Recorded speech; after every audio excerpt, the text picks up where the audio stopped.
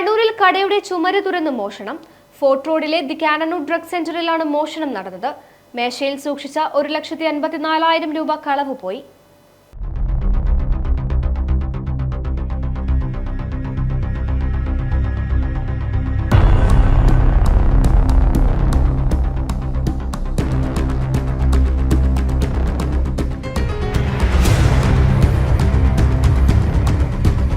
സ്ഥാപനത്തിന്റെ പിറകുവശത്തെ ചുമര് തുറന്ന് എക്സോസ്റ്റ് ഫാൻ മാറ്റിയാണ് മോഷ്ടാവ് അകത്ത് കയറിയത്.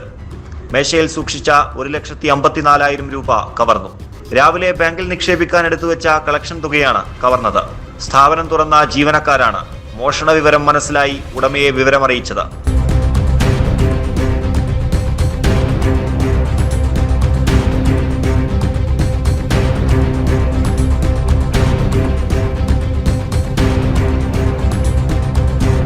രാവിലെ നമ്മൾ ഷട്ടർ തുറന്നതിൻ്റെ നമ്മൾ അത്തേരിക്ക് മെയിൻ സ്വിച്ച് ഓണാക്കുമ്പോൾ ഇത് തുറന്നിട്ടാണ്. അങ്ങനെ എല്ലാം ഇപ്പുറമെല്ലാം നോക്കുമ്പോൾ എല്ലാം ഭാര്യ വെച്ച് ക്യാഷിൻ്റെ എല്ലാം ഭാര്യ വെച്ചിട്ടിട്ട് പിന്നെ അതിനുശേഷം പോലീസിന് അപ്പോൾ എന്തെങ്കിലും നഷ്ടപ്പെട്ടിട്ടുണ്ടോ? പൈസ ക്യാഷ് നഷ്ടപ്പെട്ടിട്ടുണ്ട്. എത്ര? 1,54,000. മറ്റ് കടയിലെ സാധനങ്ങളൊന്നും വലിച്ചിട്ടില്ല.